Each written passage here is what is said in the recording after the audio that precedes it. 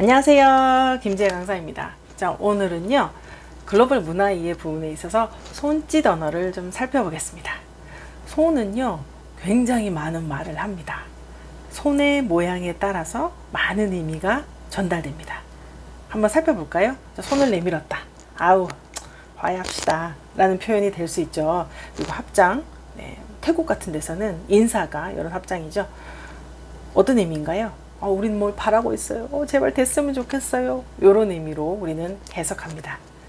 자, 또한 아이가 이렇게 손을 잡는다면 의지하고 있다, 신뢰하고 있다.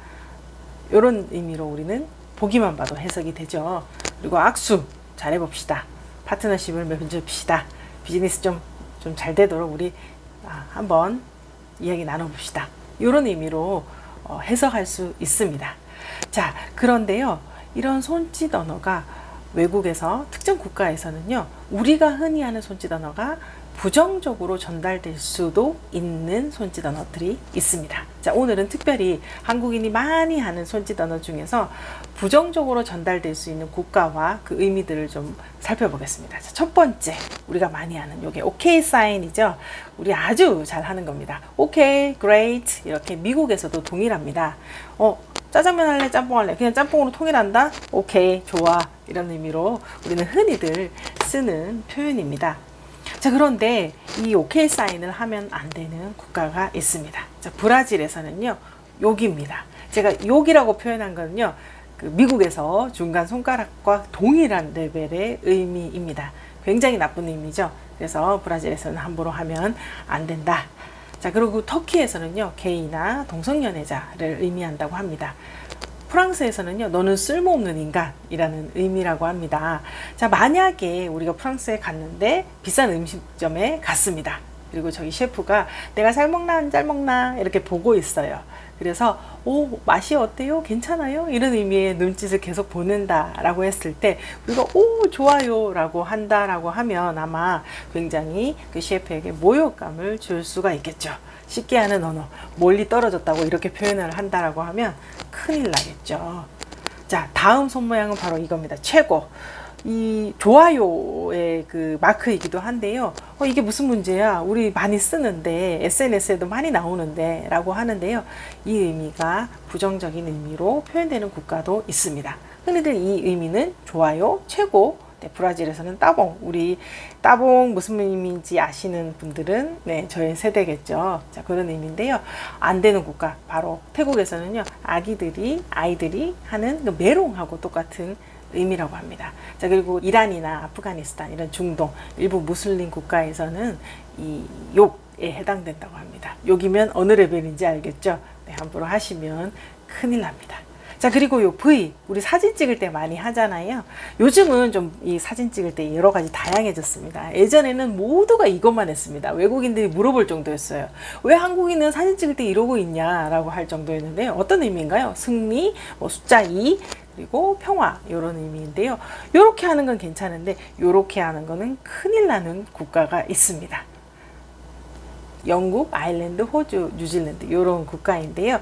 100년 전쟁 때요, 이 궁수들의 손가락 이 두 개를 잘랐다고 합니다. 그래서 화를 못 쏘게 만드는 그런 역사적인 사건이 있어서 이렇게 표현한 거는 내가 손가락을 잘라버릴 거야 이런 의미에 해당된다고 합니다. 그래서 요게 해당되는 거죠. 자, 그런데 1992년 그 부시가 호주를 방문할 당시에 이렇게 한다는 것이 잘못해서 이렇게 하는 바람에 큰 모욕감을 줬던, 시위자들에게 모욕감을 줬던 그런 사례도 있습니다. 문화적인 이해가 얼마나 중요한지, 외교에 있어서 얼마나 중요한지 아주 좋은 사례이기도 합니다. 자, 우리나라가 그러면 우리는 주로 이렇게 하니까 이렇게 안 하니까 괜찮지 않아? 라고 걱정하시지 않을 수도 있겠는데요. 자, 만약에 그런 국가에 가서 맥주 몇 병 드릴까요? 2병 주세요 라고 하면 되는데 2병 이렇게 얘기한다라고 하면 기분 나쁠 수도 있겠죠. 그러니까 조심해야 될 수도 있다라는 의미에서 이것도 가져왔습니다. 자, 또한 요 손바닥 하이파이브, 그리고 스톱 그만해 라고 할 수도 있고 5개라는 의미도 있는데요.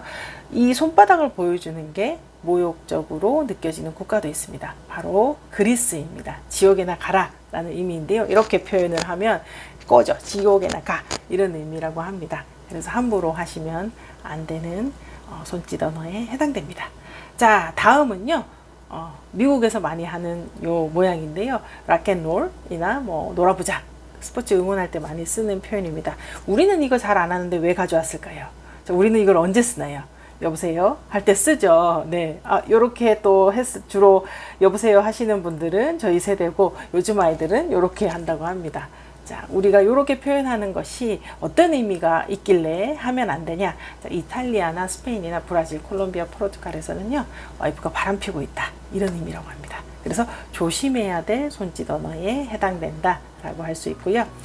자, 요렇게 오늘 여러 가지 한국 사람들이 흔히 하는 손짓 언어에 실수할 수 있는 부분에 대해서 좀 살펴봤습니다. 자, 어느 국가가 뭐더라? 라고 생각이 드시면요. 그냥 웬만하면 모든 거를 이런 손짓 언어들을 우리가 흔히 하는 것들을 하지 않도록 하는 것이 가장 마음 편하게 실수를 막을 수 있지 않나 라는 생각이 듭니다. 그래서 저는 웬만하면 손바닥 이런 거나 뭐 두 개 이런 거나 그리고 이것도 뭐더라? 어디더라? 라고 생각이 들 때면 그냥 안 하는 게 가장 안전한 것 같습니다. 자, 여러분들 오늘 손짓 언어가 얼마나 중요한가, 특정 국가에서는 어떤 모욕감을 줄 수 있는가에 대해서 살펴봤습니다. 자, 구독과 좋아요 부탁드립니다. 감사합니다.